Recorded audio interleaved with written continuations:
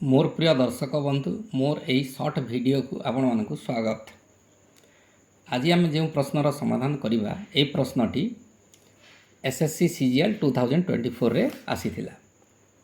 प्रश्नटी कौन थिला देखिबा। The value of cos square 29 degree plus cos square 61 degree is 1 2 √3/2 1/√3।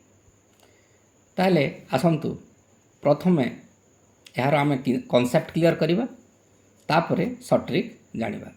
तो कॉन्सेप्टटा कौन देखंतु। एथिरे 29 डिग्री आउ 61 डिग्री मिसिक्री 90 डिग्री होची।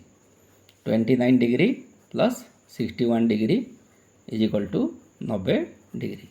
तार अर्थ आम ये जो 61 डिग्री पाई केते लिखि परिबा। 61 डिग्री पाई ये प्लस 29 राइट बोले -29 हो।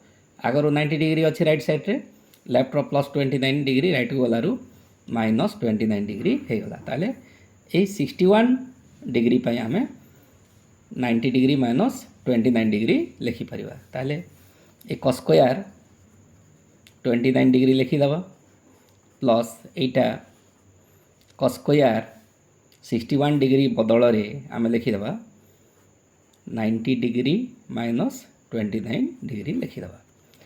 ताले इज इक्वल टू एटा ही गला आपनकर cos square 29 degree plus cos square 90 minus theta जे sin स्क्वायर थीटा होई थाए sin स्क्वायर 29 डिग्री। आपन जानि जंती cos square theta plus sin square theta is equal to 1 होई थाए। तेनु cos square 29 degree plus sin square 29 degree is equal to केते हे जिवो 1 हे जिवो। ताहेले हमर cos square 29 degree plus cos square 61 degree value केते आसिला 1 आसिला। तेणु आंसर टी हमर ए ऑप्शन हे जिवो। एटा तो आमे कांसेप्ट ऊपरे लेंथी मेथड रे आमे यार समाधान करले। तो हमर शॉर्ट ट्रिक रही। तो ट्रिकटा कौन जे ए प्लस बी मिसिकी जदि 90 डिग्री होथिबो एथिरे जेमिति कि 29 आउ 61 मिसिकी 90 डिग्री होथिला ठीक सेमिति ए प्लस बी जदि 90 डिग्री होथिबो ताहले cos square A plus cos square B is equal to 1 हे जिवो एवं sin square A plus sin square B is equal to 1 हे जिवो। एथिरे cos square 29 plus cos square 61 अछि आउ 29 आउ 61 मिसिकरी 90 होछि। तेणु cos square 29 plus cos square 61 is equal to 1 हे जिवो।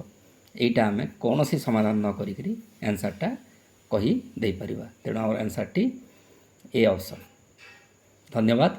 ये वीडियोटी जदि भल लगी ताले वीडियो को लाइक करेंगे शेयर करेंगे एवं एभली नुआ नुआ वीडियो देखिवाई आपण माने मो चैनल दंडसेना सार को